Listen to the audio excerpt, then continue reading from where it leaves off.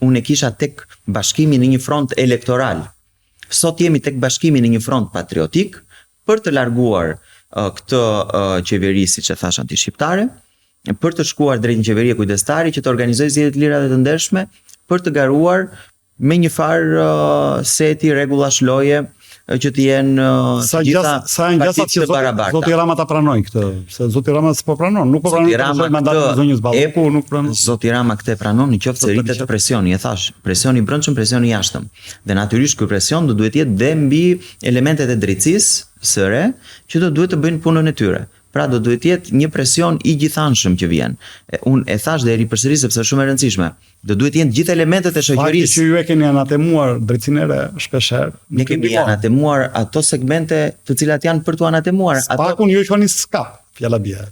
Nuk është tamam kështu, janë ngritur shqetësime dhe nga kryetari i Partisë Demokratike dhe nga elemente tjera për drejtuesin e kaluar të SPAK-ut, për elemente të ndryshme brenda SPAK-ut, sepse ne nëse kemi informacione për individ të caktuar dhe mbyllim gojën, jeni të kënaqur me drejtimin aktual të SPAK-ut? Nuk do ishim duke bërë detyrë. Jo, do duhet të bëj shumë më shumë, por do duhet dhe ne si shoqëri të rrisim presionin ndaj këtyre organeve të reja të drejtësisë, që të bëjnë punën e tyre, mos të merren të përsekutojnë liderin e opozitës apo liderët e opozitës në një vit zgjedhor, dhe mos të merren me krimin organizuar, me kartelet e drogës apo me financimet e paligjshme që mund të bëhen këtu.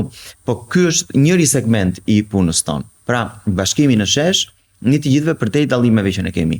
Tjetri është puna jonë në terren si parti politike që ne jemi duke e bërë, janë deputetët, janë anëtarët e kryesisë, janë të gjithë struktura drejtuese të Partisë Demokratike, është baza e Partisë Demokratike që nuk rresh së punuari.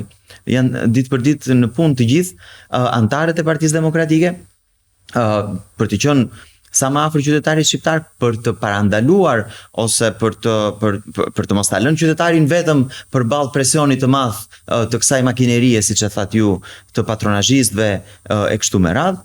Është ripërtëritja që po bën Partia Demokratike brenda strukturave të saj, pra Partia Demokratike është në një betejë shumë planshe. Ne nuk zgjedhim një betejë dhe lëm këto të tjera. Unë kur them që ne jemi në një front patriotik në shesh, nuk do të thotë që ne kemi lënë këto elementet e tjerë pa adresuar.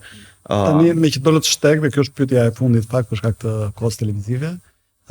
Pikërisht disa nga elementet që kanë çeduar te Partia Demokratike në raport me Partinë Socialiste, për shkak që nga ndryshme historike të tjera, janë strukturat organizative. Fjala bie, Partia Socialiste ka struktura masovike, organizative, të ndihmuar dhe nga fakti që janë në pushtet prej 4 mandatesh, edhe nga ushtria patronazhistëve dhe nga administrata publike, të gjitha këto që ne i përmendëm.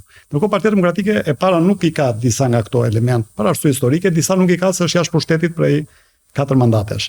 Si do arriti ka përcej këto handikape Partia Demokratike? Kjo ripërtërirje që ka shpallur Partia Demokratike, a jep një kump shpresdhënës për pjesën më të madhe, flasin për elektoratin ngri, jo për militantët e Partisë Demokratike, për të mundësuar tranzicionin apo më saktë rotacionin politik. Pa diskutim. Unë kam këtë bindje që është një trekëndësh i cili do duhet forcohet në veprimtarinë e çdo partie politike, po për mua ka rëndësi Partia Demokratike, domethënë, që është puna në terren, që është e pasvendësueshme. Ne e kemi thënë dhe në kuvendin kombëtar të para pak javëve, po edhe vazhdimisht, që në qendër të veprimtarisë Partisë Demokratike është militanti, është seksioni. Pra ai grupimi i njerëzve më i vogël në bazë, të cilët punojnë për ditë pa u lodhur, duke sakrifikuar, duke mbajtur dhe gjithë presionin mbi sy. Ato vote keni pasur zoti Keti, por në arsit me një votë ngri, votën e lëkundër. Po të ndiqnin logjikën, unë do shkoj aty, po do duhet kuptuar si funksionon, se unë mund ta them, ne do luftojmë për të marrë votën ngri, nuk thot asgjë. Unë po ju them si do shkojmë tek vota ngri. Kush është ndryshimi në vizionin ton për të vajtur tek vota ngri? Në punën ton organizative, ideore, të alternativës e kështu me radhë. Baza është aty, është seksioni, është i atyre njerëzve, burra dhe grave të nderuar që punojnë pa u lodhur, duke sakrifikuar, pa kërkuar gjë në këmbim dhe bëjnë një detyrë patriotike në fund të fundit. Ne kemi rikthyer fokusin këtu te kjo bërtham për të forcuar atë. Nëse është bërthama e fortë, më pas të gjithë shtresat e tjera që ne i shtojmë forcohen. Ndaj fokusi është aty. pse e përmenda që parë se është shumë e rëndësishme. Ne nuk mund ta lëmë qytetarin shqiptar vetëm përballë presionit patronazhist, përballë presionit të gjithë kësaj makinerie të madhe. Është kjo bërtham që është në krah të qytetarit shqiptar, që kur qytetari shqiptar ka një problem të di ku të shkojë. Dhe nëse ne forcojmë këtë bërtham, nëse shtojmë njerëzit aty, nëse puna bëhet aty, qytetari shqiptar nuk është më vetëm. Dhe patronazhisti stepet. Kështu që neve e kemi rikthyer fokusin pikërisht për të bërë këtë lidhje me qytetarin shqiptar. Më pas është grup seksioni, më pas janë elementet e tjera të degës, në çdo bashki e kështu me radhë.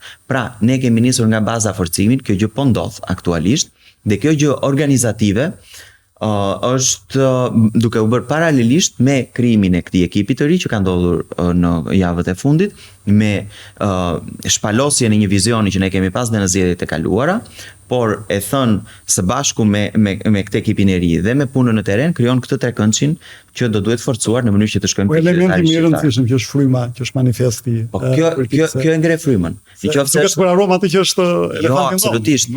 Po ky trekëndësh ngre frymën. Nëse qytetari shqiptar shikon që ti je në terren, bën punën, je në krah të qytetarit, më pas një manifest politik. Më pas këtë e bën, e përforcon një ekip që ka ndodhur në këto ditë, ripërtëritja që tham, krijimi një kryesie të re, leadership i ri i Partisë Demokratike etj. Me radhë, që është elementi i dytë, dhe elementi i tretë që është alternativa, programi, idetë tona.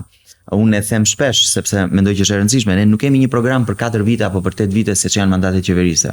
Ne kemi një vizion për shekullin shqiptar, për ta bërë këtë shekull, shekullin e një Shqipërie të fortë, që është një bazë e fortë për gjithë elementin shqiptar në rajon, me një vizion që vë në fokus qytetarin shqiptar, familjen shqiptare, mundësi të barabarta për të gjithë, që kush është mizoti të eci më përpara me taksa të ulta, me një mjedis, me një klim biznesi të favorshme për të gjithë që krijon mundësi për të gjithë, dhe kjo bëhet me politikat e djathta që kanë funksionuar në çdo vend të botës dhe pa diskutim që funksionojnë edhe këtu, se ne nuk ka pse të jemi ndryshe, me një shëndetësi dinjitoze, me një arsim dinjitoz që prodhon një kom patriotik të edukuar, me kërkim të vërtet shkencor, me të gjithë elementet e edukimit që është shkatruar këto vite dhe ndoshta do kemi raste të tjera të diskutojmë, dhe për të krijuar këtë shekullin shqiptar, dhe unë jam shumë optimist që ne do t'i arrijmë me gjithë këto elemente që unë përmenda.